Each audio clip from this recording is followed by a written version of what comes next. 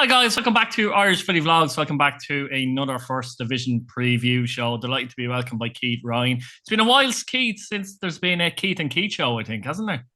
It is. It's been a while since I've been on the other side of it as well. Yeah, exactly. Yeah. Absolutely. But yeah, fixtures obviously this week. We've got three fixtures this week because obviously Waterford are in the cup and Treacy on the cup as well. So I've already spoken about them in the FAI Cup semi-final preview show, which will be out after this show. So any Waterford fans or Treaty fans waiting for that, it will be after this show. So it should probably be Thursday actually. That preview will be out. But Athlone take on Cork City this weekend, and in many ways for Cork City, probably an opportunity for them to, I suppose, try some players and rest some players, because I'd imagine the last game at home to Bray, they'll probably want to finish on the front foot, if you like, Turner's Cross, and all that kind of thing. They'll probably want to get a result there. I can see heavy rotation here personally.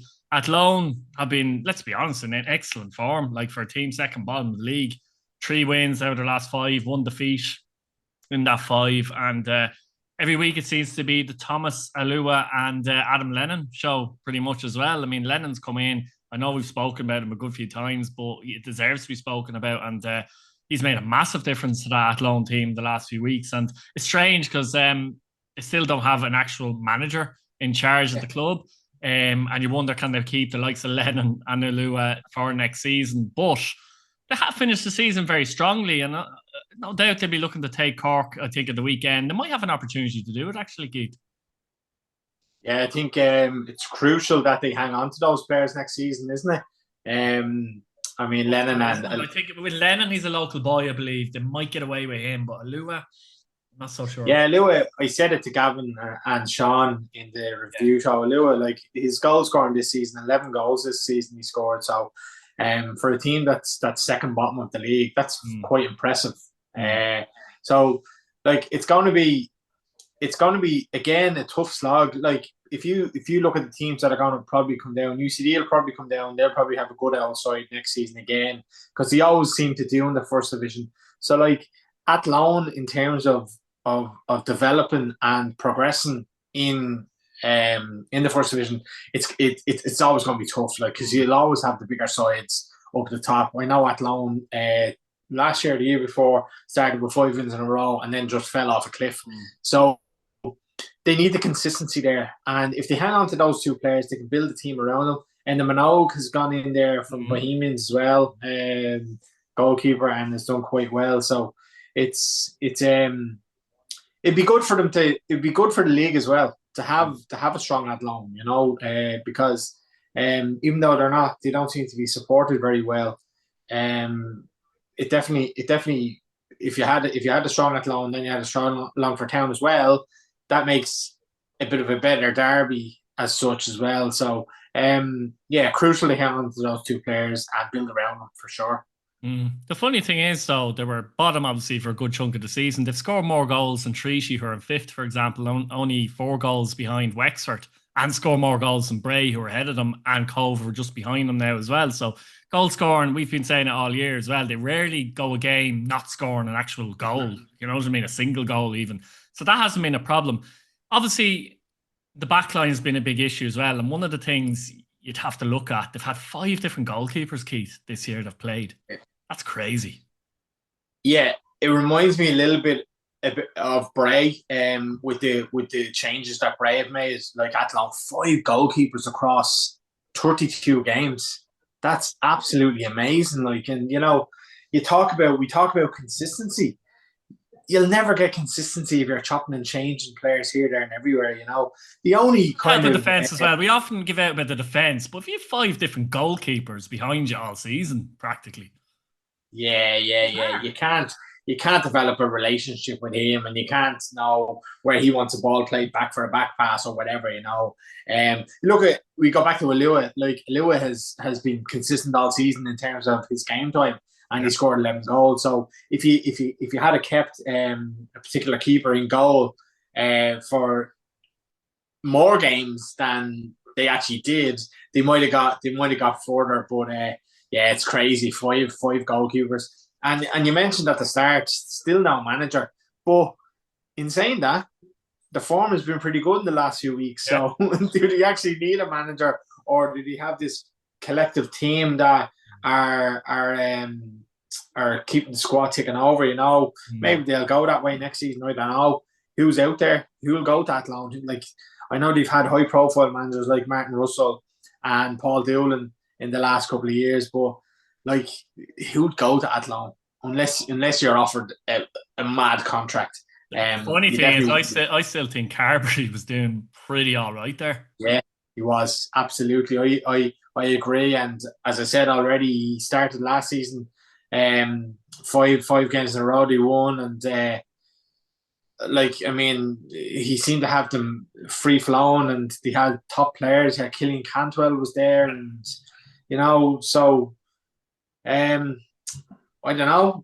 Who knows their plan, Keith? Who knows their plan? They seem to be in disarray from time to time, and there's obviously not a lot of Athlone fans, but if you're an Athlone fan, you're worried because doesn't seem to be any structure there. No, absolutely. On the game itself, how are you seeing it? Who's going to win it? Do you think they're going to take Cork? I kind of agree with you. I think Cork will rest players. Now, when Cork rest players, they still have a pretty good squad as well. You'd have the likes of James Dooner coming off the bench and Dylan McGlade coming off the bench, and young Harrington didn't play or whatever. Yeah. So Louis Britton might play, and Gavin would be delighted with that. Like if Louis Britton got on the score sheet, but yeah, they have a good squad, so I don't think it will affect them quality wise. But the season's over; they have the title won. They may look at it and say, we'll just take a handy here, Although you are right, they would probably want to finish the season on a high note. So going there and then playing Bray in the final game, they'll want to finish with 2 results. The way I see it, I'll probably go for a 2-2 draw here. Yeah, I can see an entertaining game. I'm actually going to stick my neck out and go for Athlone to win 2-1.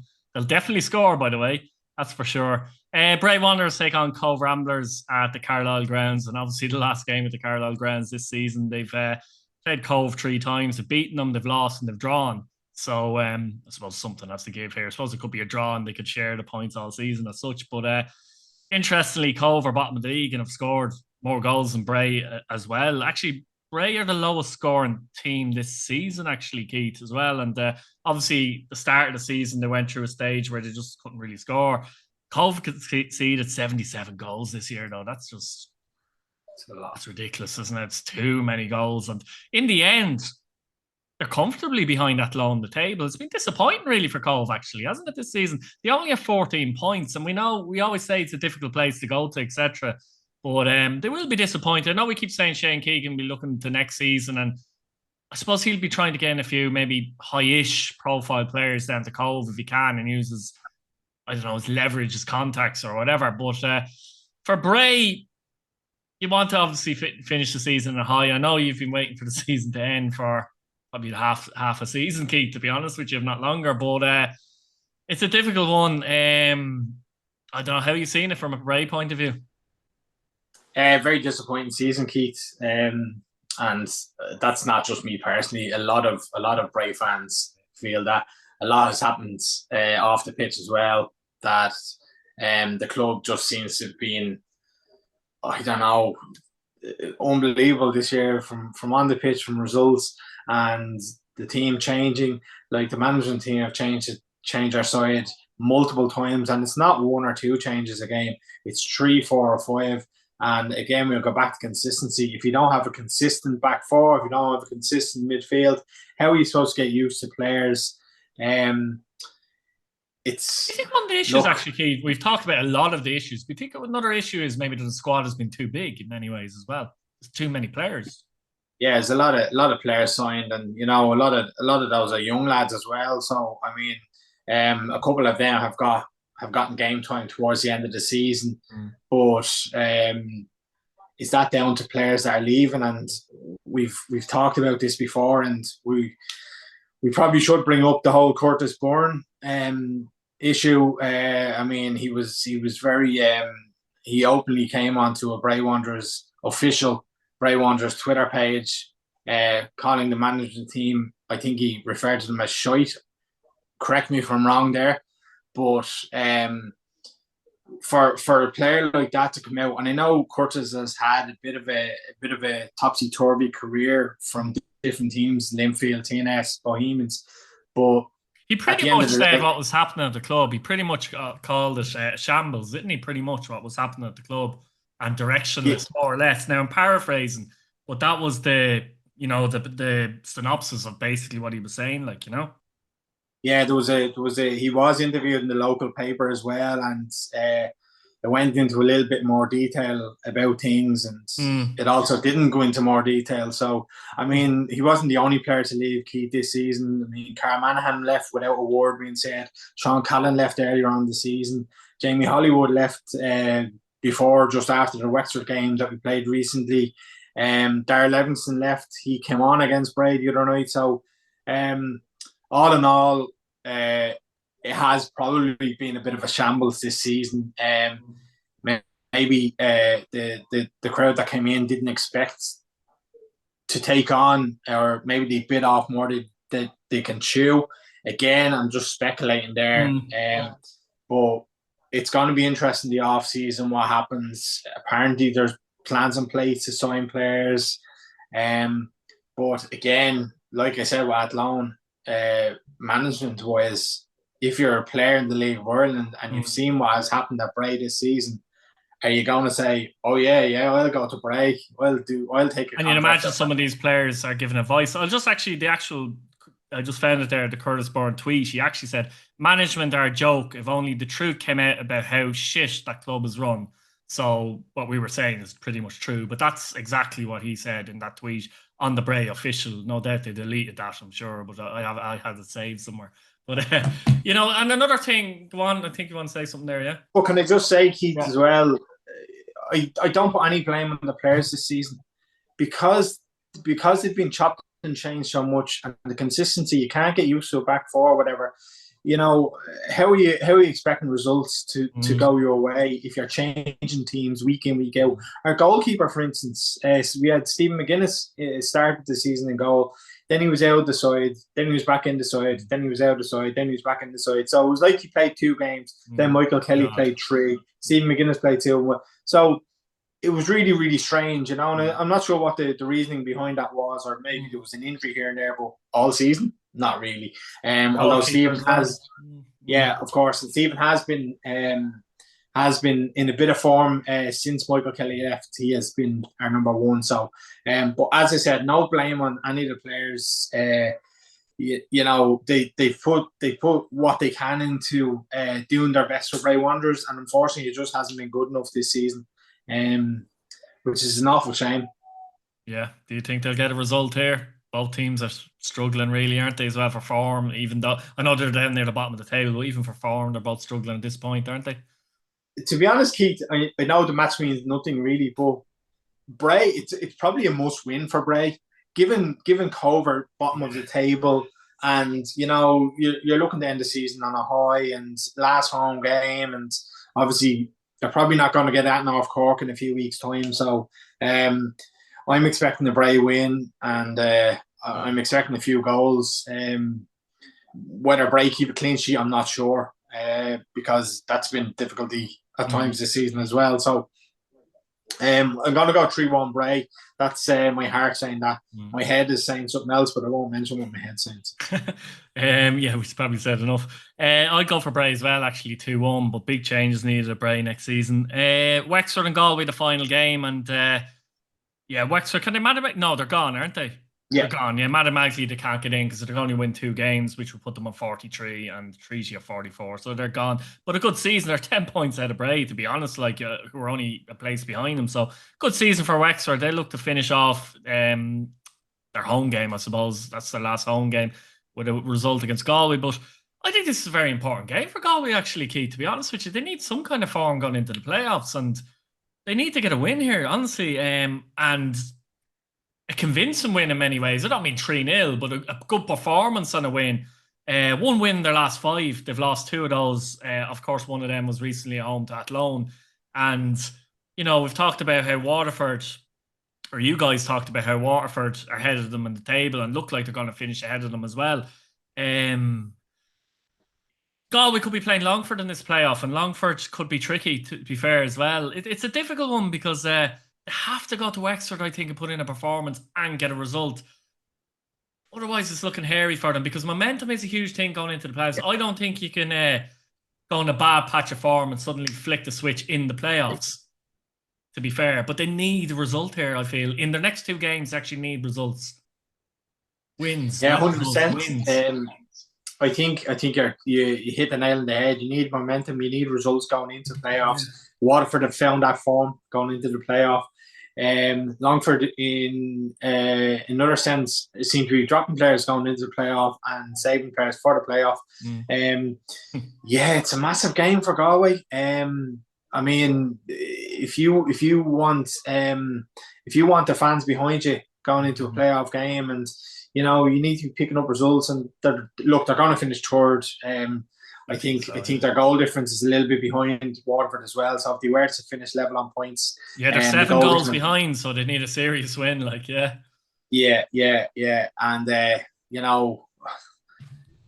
John Caulfield's under a little bit of pressure, and it's pressure because of what they've done this season in terms of the players they've signed. Like, I mean, Baston Heary going there, and he has Conor McCormick. That was an odd one at the time. Did you? Look, he obviously seen something in Bastion. Bastion's been around the league playing for different sides. But it's strange, Keith. His last 3 or 4, maybe even 5 moves have gone horribly wrong, and it's just, I don't know. I never saw when he signed at the time.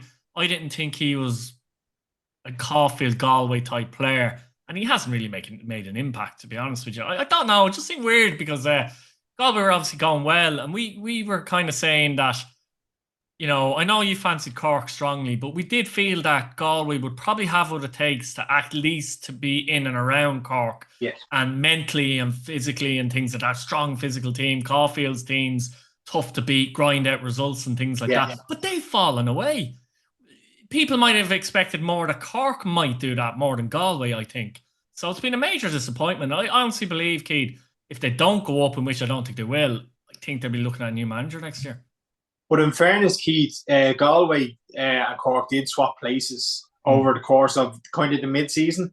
And then Galway's form just seemed to fall off a cliff. They went down to Cove, didn't get a result. They lost at home to Bray, lost at home to us 2-1. Which would be, you're playing the bottom 2 teams, or bottom 2 of 3 teams in the league.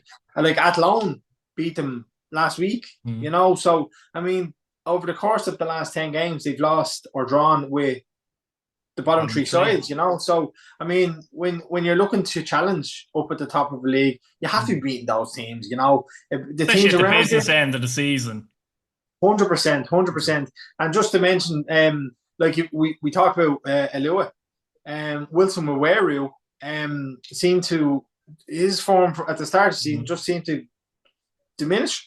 It just went. And is that the style of play, I wonder, as well? Because they've been relying on Stephen Walsh, who isn't a striker, but he's been scoring goals and that, hasn't he? Mainly from the wing, more or less, you know what I mean? But I don't know. Is it just, I don't know. And obviously, I feel like he wants to bring in Heary. Maybe he can add a bit of, creativity to it. But as I said, Heary hasn't been good for the last 3 or 4 years. So maybe it was a risk they took and it didn't pay off as well. But I don't know. It's a strange one. It's a strange one with Galway. Has been very disappointing, though, I think. Yeah, if we eventually do the first division team this season, Stephen Walsh will definitely be in my team this season. He has 16 goals, and let's be honest, he's a left fullback playing up front, and score 16 goals. He's a big lad. On him. He's been brilliant, but they've relied on him. They have relied on him. Rob Manley obviously hadn't worked out for them, signing from Bray over the mid-season. But yeah, I mean, it's disappointing. If I was a Galway fan, I'd be disappointed. Yeah. And you mentioned the playoff; they're going to play Longford, and Gary Cronin, as a Bray manager, got John Caulfield last season. So, Caulfield might be a little bit concerned there, because obviously Gary's team last season kept Galway quiet in the 2 playoff games, 0-0 in the Carlisle, and then 1-0 up in Eamon DC. So yeah, I'd be concerned. And it's the fact that the pressure's on them as well. It's not like they're Longford in terms of Longford this season, where you can look at Longford and kind of go, even if you're coming in with bad form, you can come under the radar. But everyone's going to be looking at Galway. You know what I mean? So they're off form and under pressure. So it's difficult to see them. It's difficult to see them really. I mean, they mightn't even see past Longford, to be honest. But I suppose for this game, Keith, have you seen it? Are they going to get a result?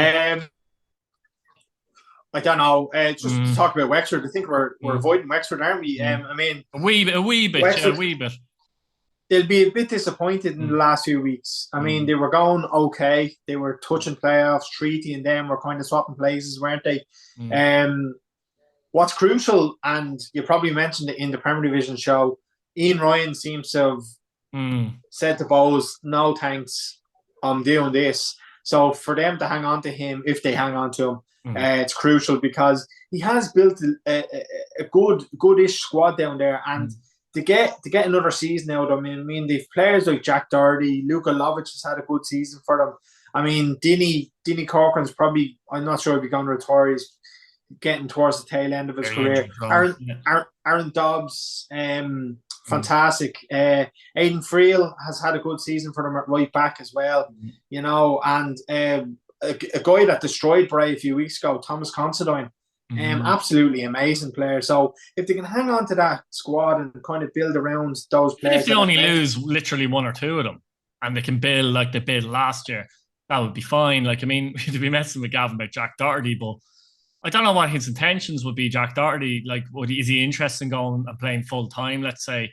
I'd argue he could be in addition to a Galway team if maybe a different manager was there. Let's say, for example. I mean, he went to Longford and it didn't really work out for him at Longford, you know. And you see, the advantage Wexford have that Cove don't is that Wexford on the East Coast, they're close to Dublin. You know, they might be able to attract players on loan from the likes of Pats, Bohemians, whereas Cove only really have Cork City to take players in on loan and stuff like that. So, yeah, look, last few games, Wexford disappointing, and in the end, it turned out to be a disappointing season for them, given that they were tipped for the playoff. I think just before we move on, Treaty, I know they're playing the Cup, but fantastic second season for them, and Tommy Barrett deserves everything he has gotten this season. Brilliant. But in terms of this game, I'm going to go with 1-1 draw. I don't think Galway will get that now of it, and I think Wexford finishing off the season, I think we 1-1 draw. I don't think they will either. I think Wexford will win the game, in fact. So I'm going to go for Wexford 2-1, unfortunately for Galway. The bad form will continue. But guys, we'll leave it there. Let us know what you think in the comments. Give us a few predictions. Subscribe to the channel. Hit your bell notification button. And thanks very much once again, Keith. Brilliant. Cheers, Keith.